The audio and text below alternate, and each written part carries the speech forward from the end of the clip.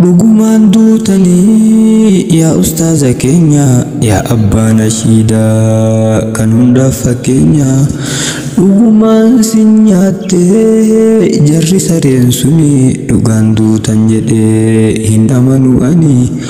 Osoo Oromoo koo jettanii karaa sin deebisee sin sakaaltee yartuun alagaan sin nyaatte.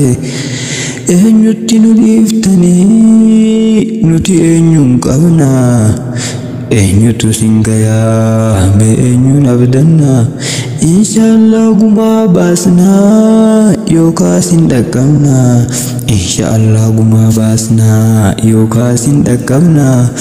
Walabummaan galtaniif osoo isin dhaynu du'a keessan malee waan taatan hin beeynu. Akkuma nadhii gammadaa baatanii haftanii ammas isin eegaa hin amanu ani. Ni sobammoo garuu dhugaan duutan sila bakka keessan an haa du'u kumaa fi kitila. Dhugumaan duutammoo ni kijibuu sila. Dhugumaan duutammoo ni kijibuu sila. Dhugumaan duutammoo ni kijibuu sila.